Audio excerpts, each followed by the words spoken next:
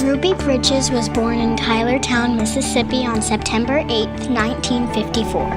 Ruby and her family were very poor, so in 1957 they moved to New Orleans. Back then, schools in many other places were segregated. In 1960, Ruby was one of the 6 black children to pass the test to see if they were smart enough to go to an all-white school. At first, her father didn't want her to go, but her mother convinced him that it was a good idea to let her go.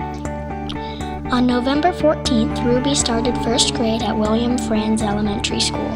On her first day, the federal marshals walked her in, and the only place she went to was the principal's office. A lot of people were taking their kids out of school because they didn't want their kids to go to a school with black kids. On her second day, she started class as the only kid in school with the only teacher who agreed to teach her, which was Mrs. Henry. Every day as she walked to school, federal marshals escorted her, and before she got to the angry mob, she would stop and pray for them. Every day after school, she would do the same thing. She didn't even know what they were saying. She thought they were excited about a parade. After a year, the other kids came back with their parents saying, "I just want the privilege of sending my kids to school." Later, she got to go to high school and married Malcolm Hall.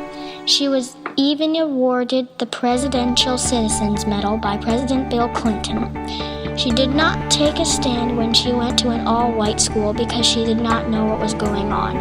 Now she is taking a stand by going around at schools with Mrs. Henry and telling the kids that schools can bring people together and it doesn't matter what race you are. Ruby Bridges was a brave, courageous, and bright little girl. This is why she passed the test that she took to see if she could go to an all-white school. When she went to first grade, she risked being killed and poisoned, though she did make a difference going there, even if she didn't try to. She didn't stop trying to do her best, and eventually the other kids started going there too.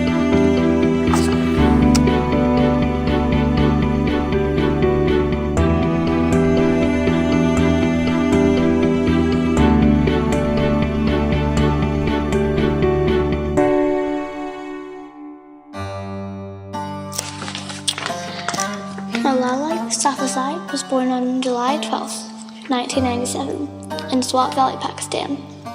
Boys in Pakistan got parties when they were born, but since she was a girl, Malala didn't get a party. Girls in Pakistan weren't a big deal, but her dad loved her just as much as he loved her brothers. He loved her so much, he carved her name in the family tree, even though it was only for boys. In Pakistan, all girls are treated poorly, mostly by men. They are mostly used for cooking and cleaning.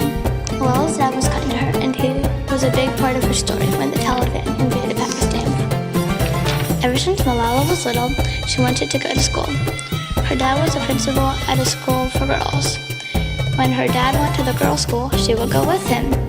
She would stand in front of an empty classroom and give a speech, almost as if she knew that she would have to give speeches later in her life.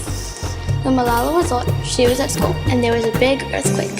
Lots of people were killed, and many were injured. The first people to come and help were the Taliban, but they had a different disguised name. They helped everyone rebuild their homes and bury loved ones. But then, a broadcaster called Fazula started to broadcast to girls who should not go to school, and how it was breaking the rules of the Holy Quran. He talked about how dancing was also against the Holy Quran. Malala started speaking out against the Taliban. Later in Malala's campaigning career, the Taliban sent her a death threat. Malala told her father that they would not kill her and that she was not scared. Her father was not convinced but said okay. Sadly, she was wrong. One day, when she was on the bus going home, a man stepped onto the bus and asked, "Who is Malala?" When no one answered, he took his gun and shot 3 bullets. Besides Malala, 2 other girls were injured.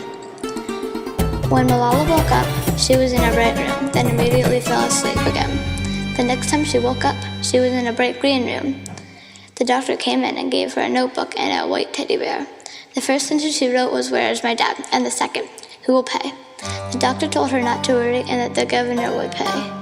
A couple days later, she asked, "Was I shot?" The doctor told her that yes, with a sigh, that she was shot. Malala was given about 50 bags of cards and parcels. When she got out of the hospital in Birmingham, she started something called the Malala Fund, a fund where children could go to school for free. Her family moved to Birmingham along with her, and she gave up many speeches. She was also the youngest person to get the Nobel Peace Prize. Malala was a very brave, poet, and peaceful person, and I look up to her.